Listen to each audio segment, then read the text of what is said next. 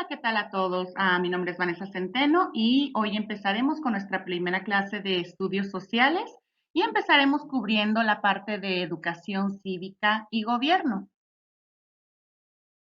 Empezaremos hablando sobre algunos tipos de gobierno históricos hasta hoy en día, que son los modernos. Y empecemos con definir la palabra gobierno. ¿Qué significa gobierno?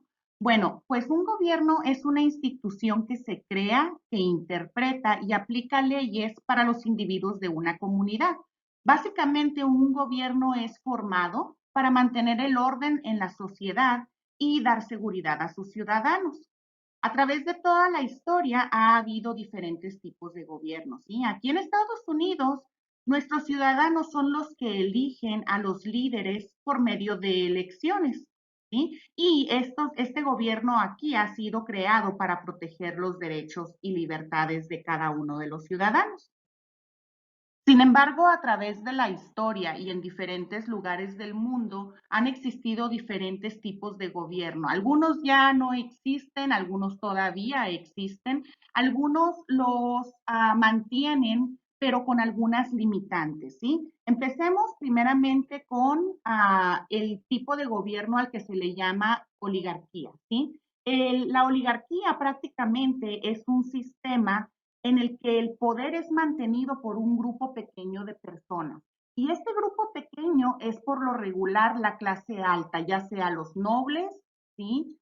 El militar o a gente muy rica, gente que tiene muchísimo dinero dentro de una comunidad. A este tipo de gobierno se le llama oligarquía. Ahora, tenemos el siguiente que es la monarquía. La monarquía fue usada en la historia, aún algunos de nuestros países tienen monarquía, ¿sí? Y este es el poder que es ejercido ya sea por el rey, por una reina, emperadores o emperatrices, ¿sí? Ahora, existen diferentes tipos de monarquía. La monarquía tradicional era donde el rey o la reina tenían el poder absoluto, ¿sí? Nadie podía decir nada, nadie podía hacer nada si el rey o el líder no lo ordenaba, ¿sí? Ellos tenían completamente el poder sobre todos sus ciudadanos.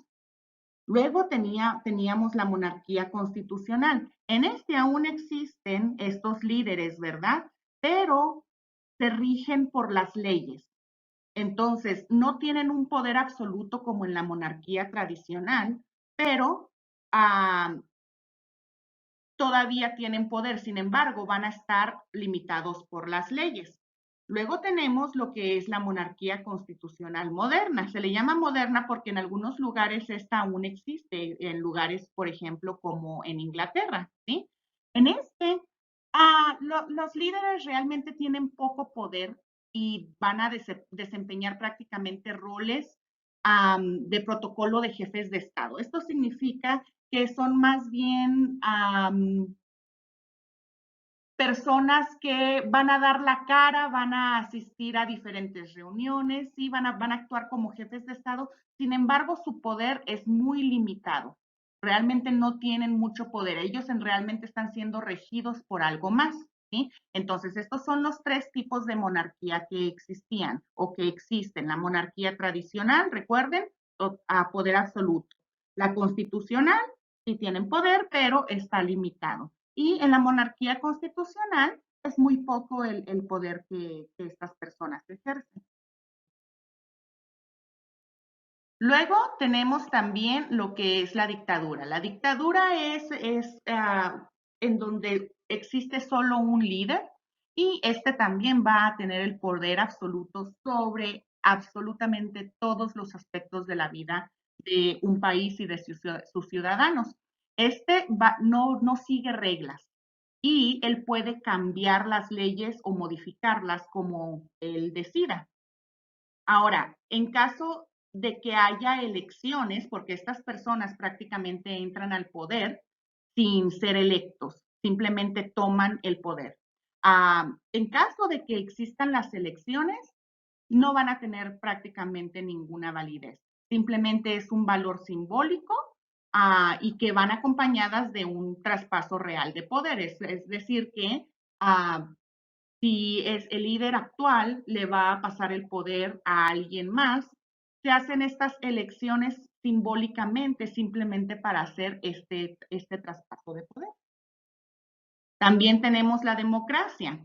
En la democracia los ciudadanos son los que van a ejercer el poder por representación. Esto significa que una persona nos va a representar.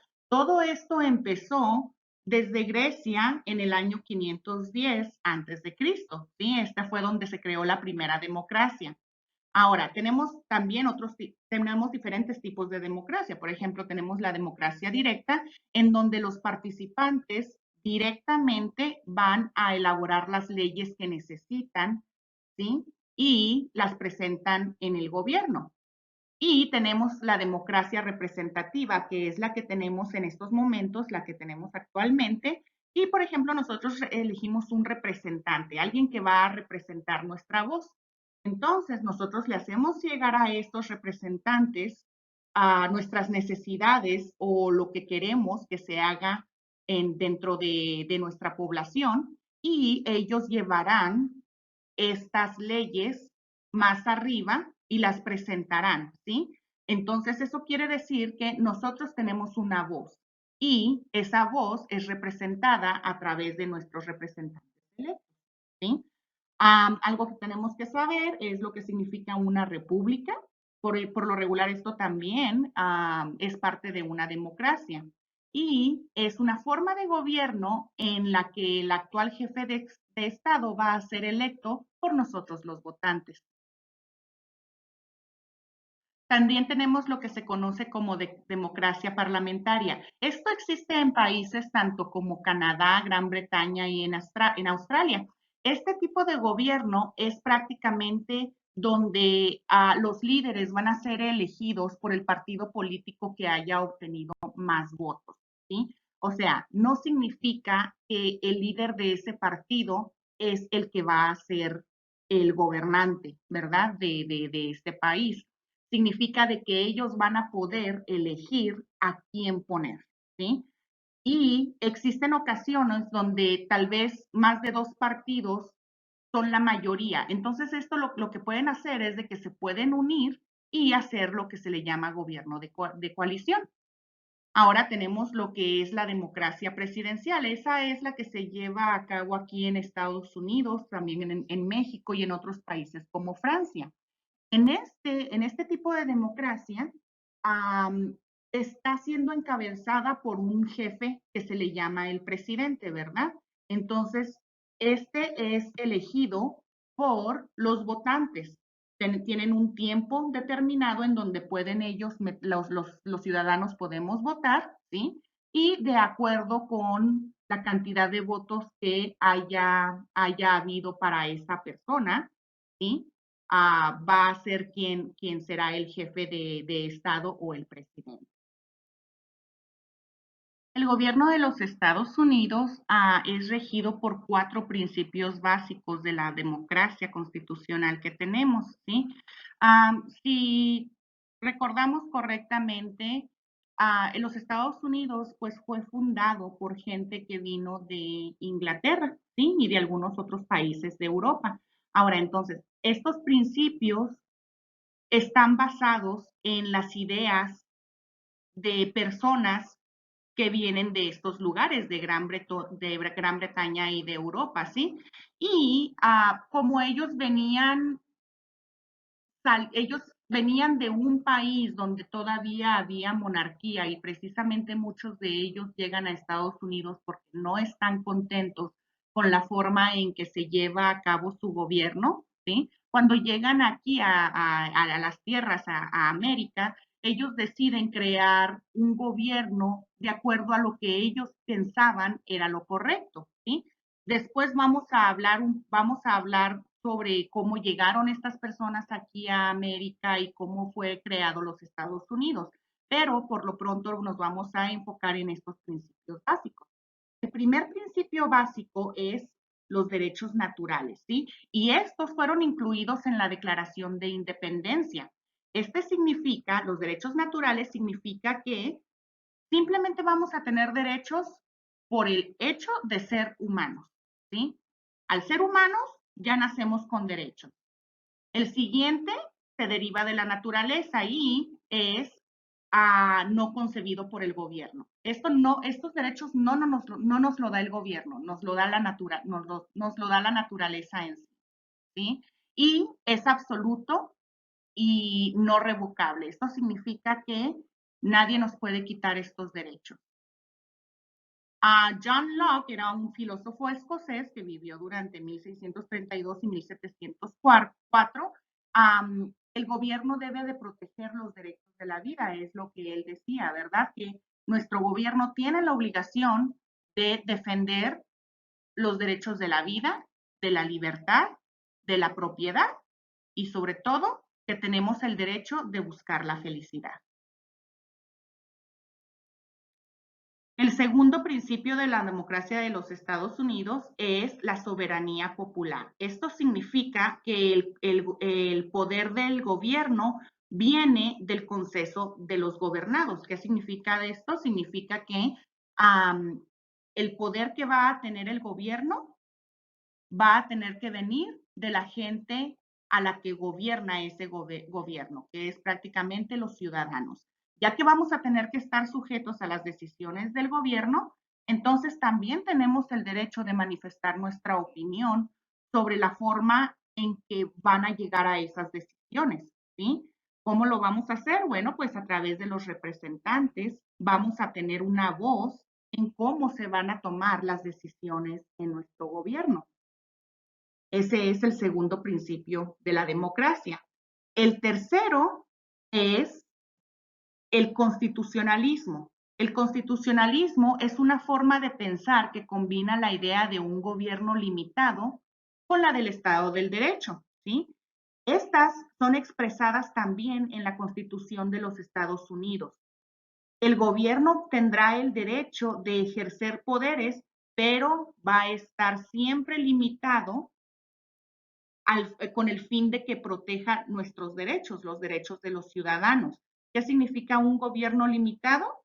Es que va a estar bien definido y va a estar limitado por las leyes y la Constitución. ¿Sí? Entonces, este fue el tercer principio de la democracia, constitucionalismo, ¿sí? Que el gobierno va a ser limitado y que siempre va a ser con el fin de ejercer los derechos de los ciudadanos. Es limitado por leyes y constituciones. Finalmente tenemos el cuarto principio de la democracia y ese es el federalismo.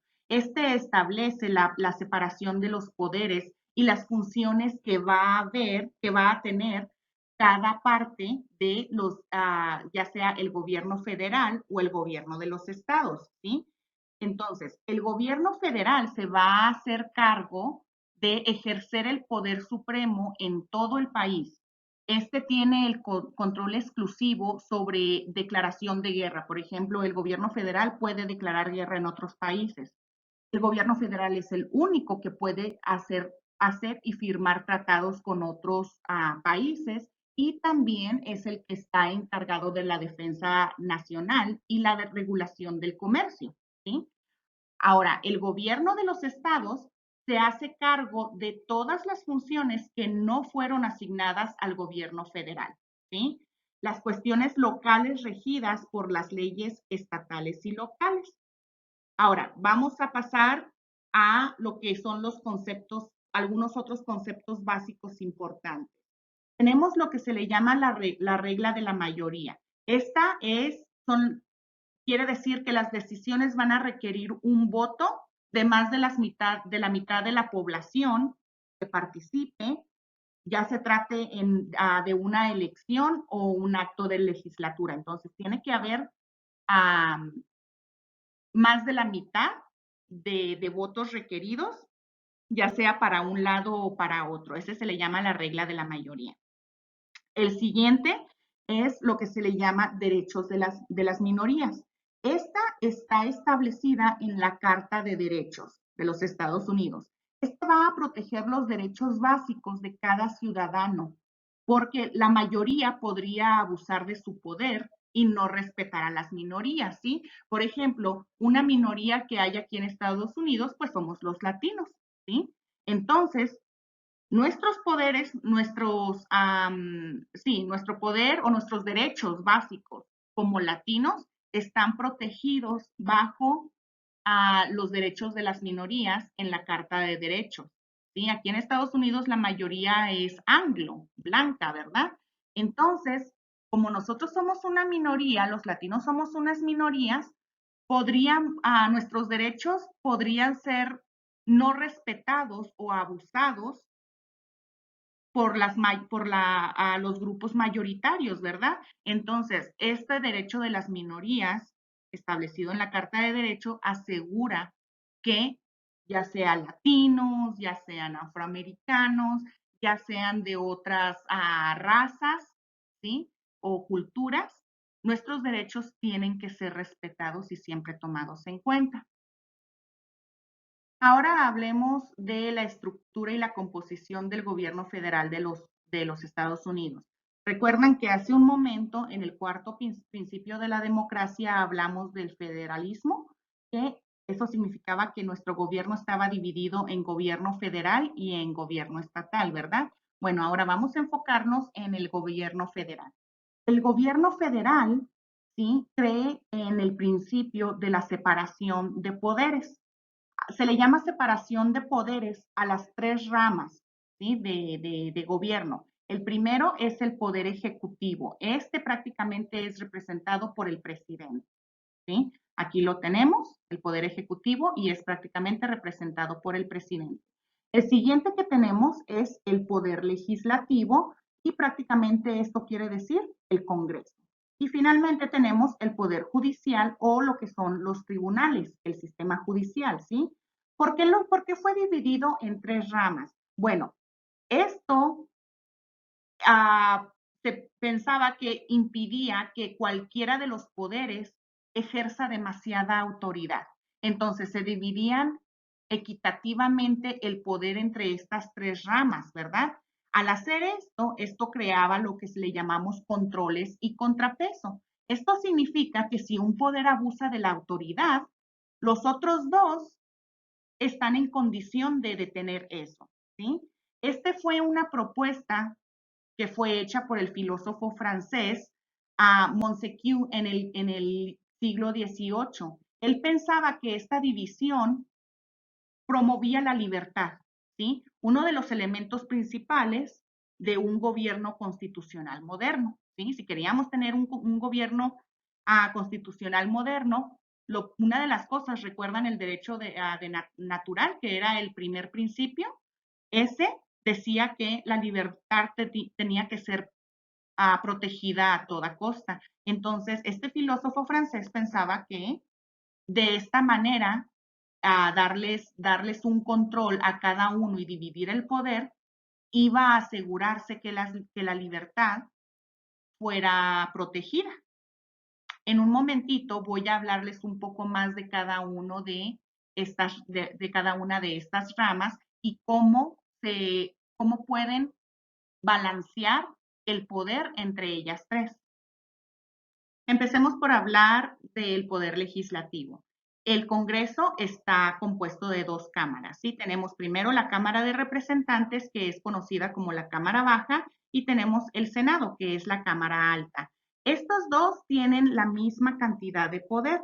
Lo único que son diferentes es en la forma en que van a ser elegidos los miembros y el número de miembros que va a tener cada cámara.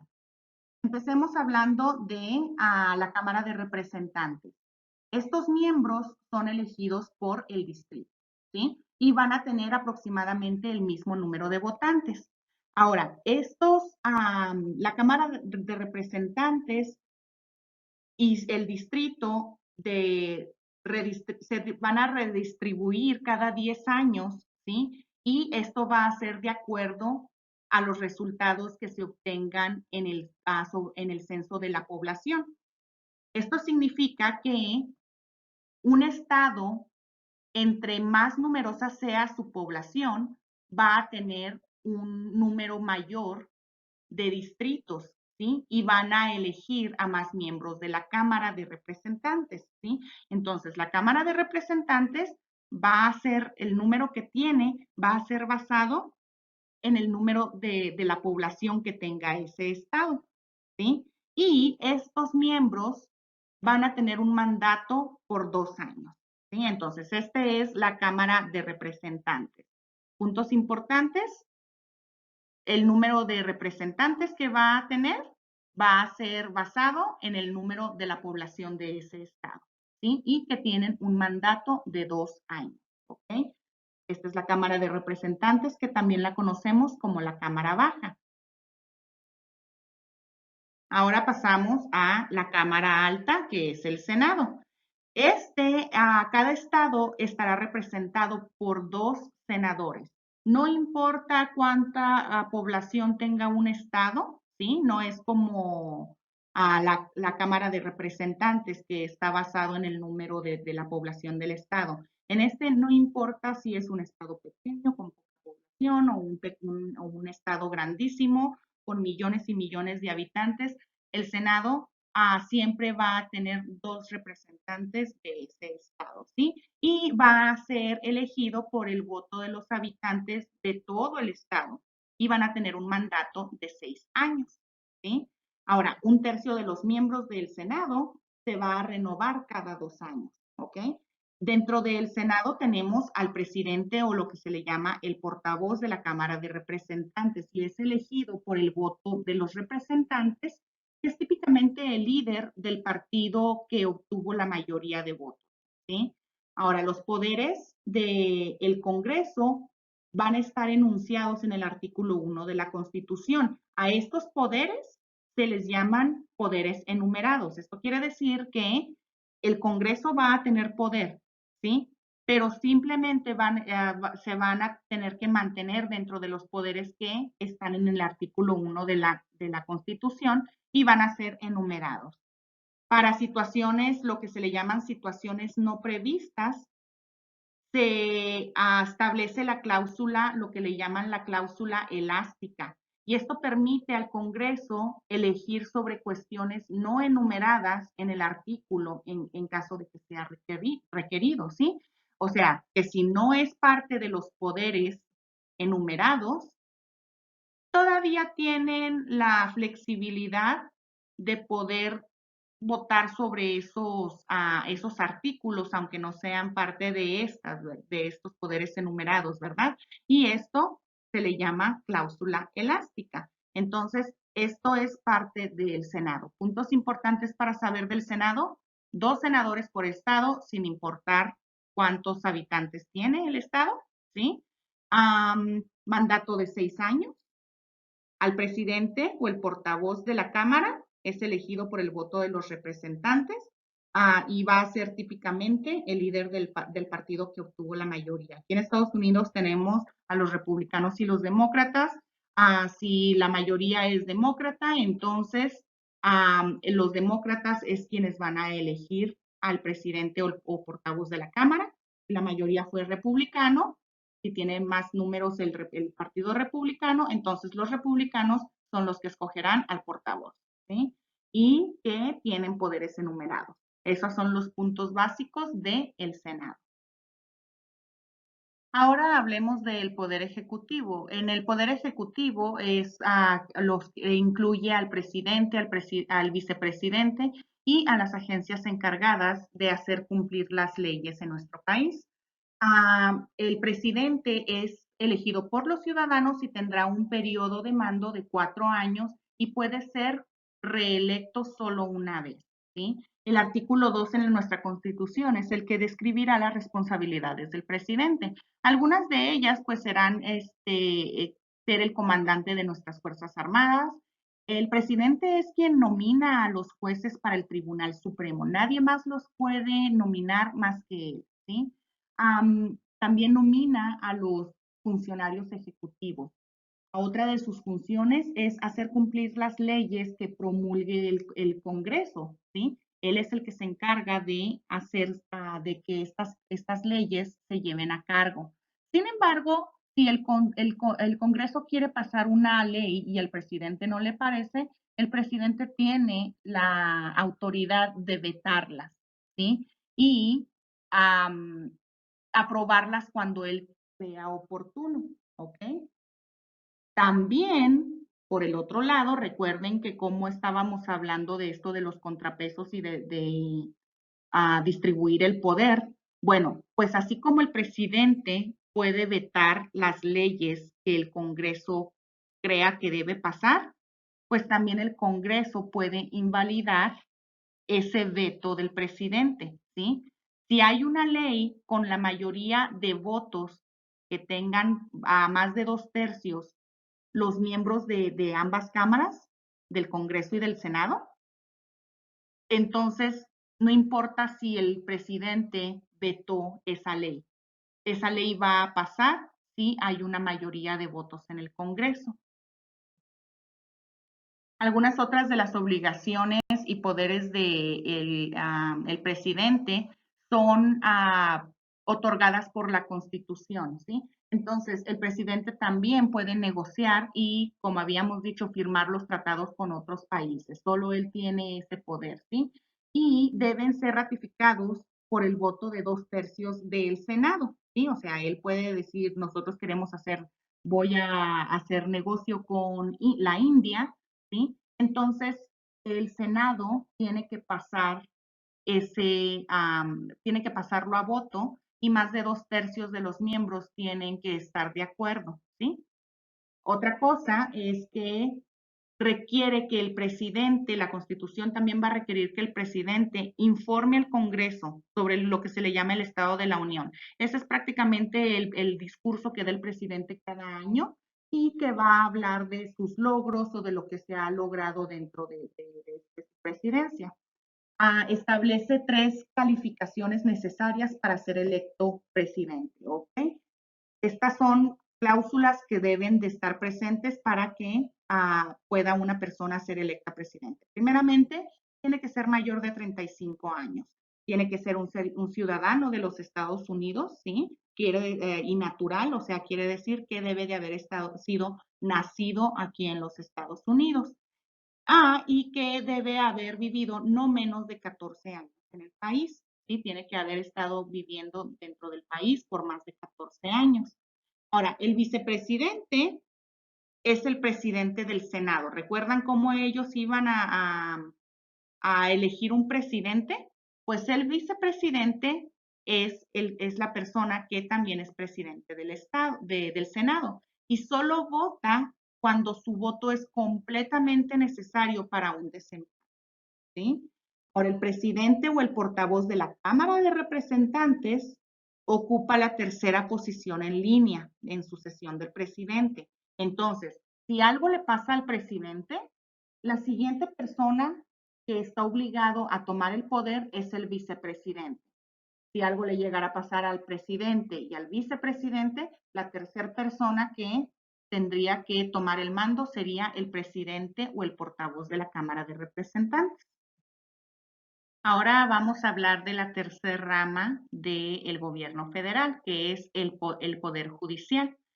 Este es el Tribunal Supremo. Ahora, este Tribunal Supremo es el más poderoso del país, ¿ok? Y algunas de las responsabilidades es llevar a lo que se le llama revisión judicial, ¿sí? Que es revisar todo lo que tiene que ver con los casos. Ahora, el Tribunal Supremo va a estar compuesto de 9 jueces y recuerden que estos van a ser nombrados por el presidente y el Senado los va a confirmar, ¿sí? Estos jueces van a actuar como jueces del tribunal de por vida, ¿sí? Este es un nombramiento de por vida. Ahora, el presidente del tribunal es el que encabeza a este grupo, ¿sí? Y los demás jueces, pues él va a ser el presidente, ¿verdad? La persona que encabece el grupo va a ser el presidente y todos los otros 8 jueces van a ser los jueces asociados, ¿sí? Ahora, este tribunal no lleva a caso juicios. Lo único de lo que se van a encargar es de interpretar las leyes, ¿sí? Ahora, dentro del Poder Judicial también tenemos a los tribunales de distrito y los tribunales de apelación. El tribunal de distrito va a cubrir lo que son los casos federales y el tribunal de apelación va a revisar los fallos que hayan hecho los tribunales de distrito.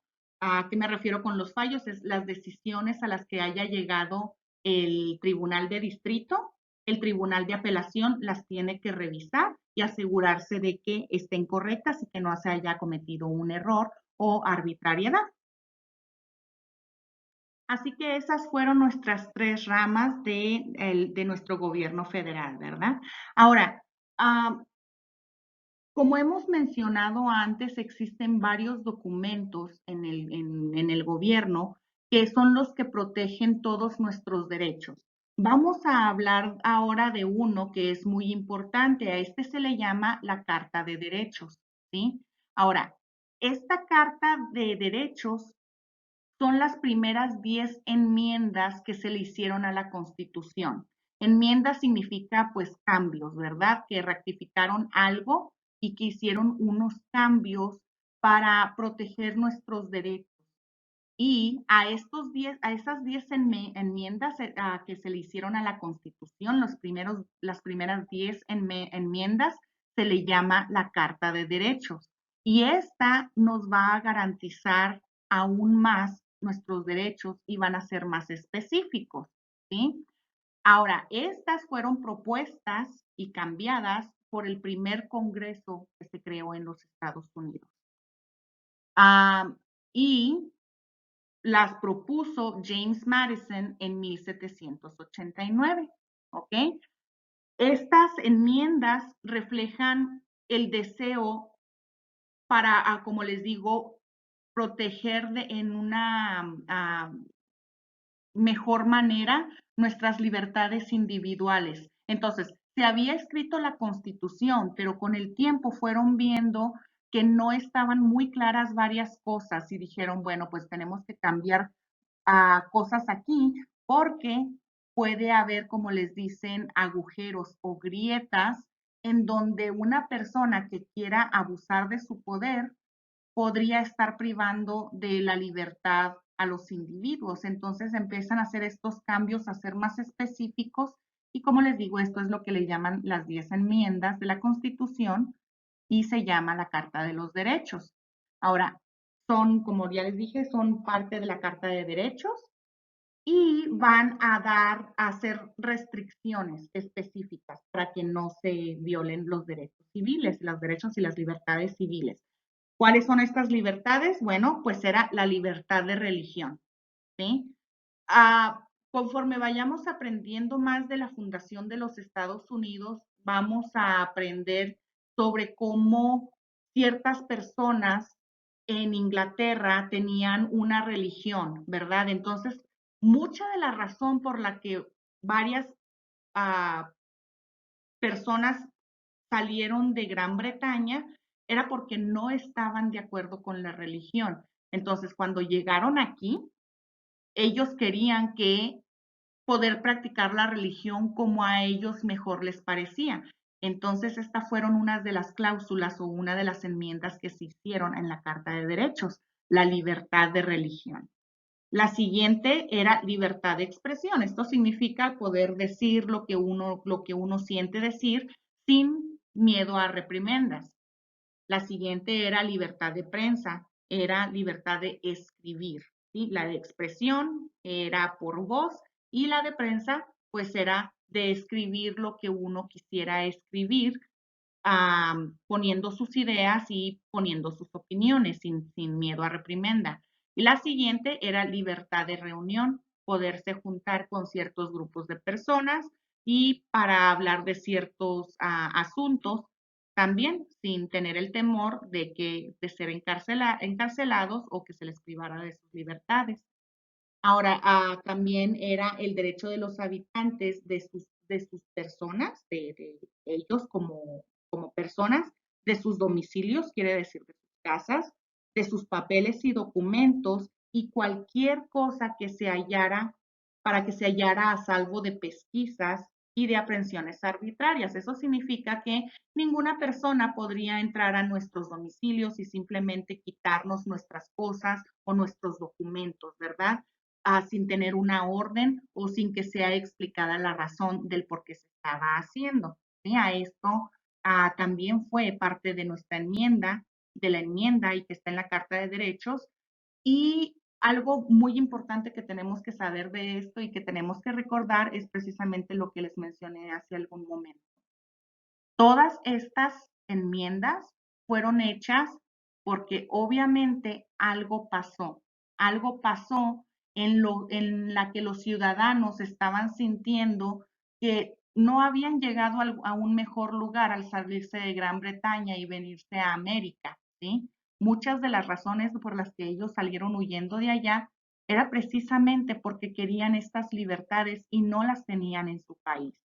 Sin embargo, al llegar aquí, los primeros fundadores hacen la constitución, ellos ponen lo que creen que va a ayudar a la población, pero tenían que hacer estos cambios para realmente asegurarse que los derechos y las libertades de las personas fueran respetados, ¿sí? Entonces, esto es lo que le llamamos la Carta de Derechos. Recuerden, son las primeras 10 enmiendas de la Constitución, ¿sí? Fueron propuestas por el primer Congreso, tiene restricciones específicas a la autoridad o el poder del gobierno que va a garantizar los derechos y las libertades civiles, como las que se ponen aquí: libertad de religión, expresión, prensa, de reunión y derecho a los habitantes de persona, domicilio, papeles, para que estén a salvo de pesquisas y aprehensiones arbitrarias, ¿ok?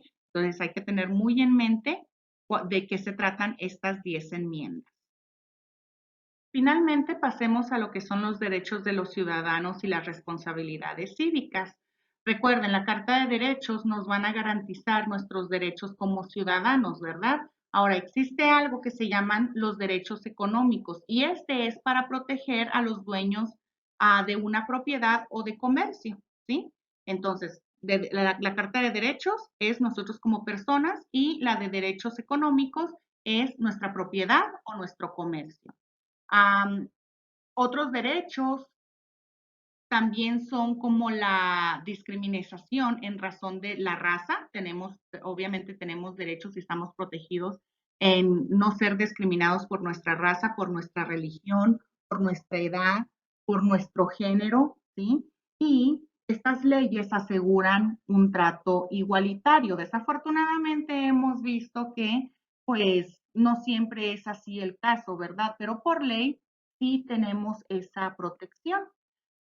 También, así como hay tantas cosas que nos protegen, todas estas cartas, todas estas leyes, pues también nosotros como ciudadanos tenemos responsabilidades hacia nuestro país.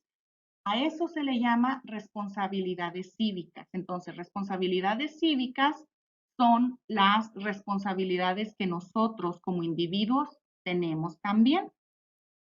Estas responsabilidades significan, pues, sabemos que tenemos que pagar nuestros impuestos. Los hombres deben inscribirse en el servicio militar. Esta es de por ley, ¿verdad?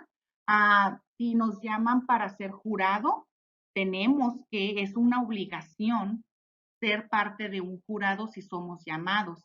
Y obviamente tenemos que obedecer las leyes federales, las estatales, las locales, ¿verdad? Todas estas son partes de las responsabilidades cívicas. También incluye dentro de las responsabilidades cívicas el votar, puesto que nuestro país es demócrata, es regido por una democracia. Una de nuestras responsabilidades, tanto es una responsabilidad como es un derecho, ¿sí? El votar, tenemos que hacerlo. Ahora, para poder hacerlo, obviamente tenemos que ser mayores de 18 años para poder participar en las elecciones, ¿sí? Y de esta manera, pues, influir en nuestra política. Recuerden, nuestro gobierno está regido por nuestra voz. ¿Cómo vamos a hacer oír nuestra voz? Pues dando nuestro voto. Finalmente, tenemos que saber de las 27 enmiendas que ha tenido la Constitución durante toda la vida, cuatro de esas 27 enmiendas hablan sobre el voto, ¿ok? Como les digo, una de ellas es de que debe de ser mayor de 18 años la persona. No importa la raza, no importa el género, pues tanto tenemos el derecho como los hombres y las mujeres de cualquier raza y que no tenemos que pagar un impuesto especial para poder votar. Ahora, tomemos en cuenta que todas estas enmiendas, ¿sí? Como les mencioné anteriormente, se han hecho porque las leyes han cambiado, sí, los tiempos han cambiado. Fíjense bien en esta que habla de la votación, ¿sí? Dice que tiene que ser mayor de 18 años. Se llegó a un acuerdo que tenían que ser mayor de 18 años. Si no me equivoco, hubo un tiempo donde tenían que ser mayor de 16 años, ¿sí? Ah, pero conforme fue pasando el tiempo se dieron cuenta que tal vez esa no era una buena edad, ¿verdad? Entonces lo movieron a los 18 años. Ahora, no hace mucho tiempo las mujeres no tenían el derecho a voto. Y de hecho en la constitución, de una de las primeras, la primera constitución, nada más incluía a hombres.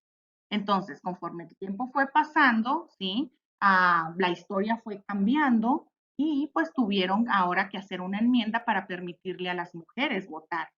No hace muchos años, apenas tampoco una de las cosas que no se les permitía, digo, una de las personas a las que no se les permitía votar era a las personas de color. Y eso no fue hace mucho tiempo, así que también conforme se fueron legalizando las leyes y protegiendo a estas personas, se les dio el derecho de votar. Entonces también esa forma parte de una de las enmiendas de la Constitución, ¿sí? El que no importa la raza, sin importar si eran personas de color o no, tenían el derecho a votar, ¿sí? Entonces, todo esto es parte de nuestra Constitución. Espero que haya sido de ayuda. Recuerden, por favor, de revisar las diapositivas, las presentaciones de PowerPoint que se ponen ahí, porque ahí viene mucha más información de esto que estamos hablando. Estoy cubriendo, obviamente, los puntos más importantes, pero en sus diapositivas van a encontrar más información, sobre todo también pueden encontrar lo que es la forma en que votamos, ¿sí? Cómo funcionan las votaciones. Otra de las cosas que podemos encontrar es cómo funciona un poco lo del colegio electoral. Yo sé que eso es algo muy controversial, ¿verdad? Entonces, revisen las diapositivas, vienen más explicadas de lo que les estoy dando ahorita, vienen a más detalles y pues esta fue nuestra primer clase de estudios sociales. Espérenos para la siguiente, en donde cubriremos otras áreas. Muchas gracias y espero verlos de nuevo.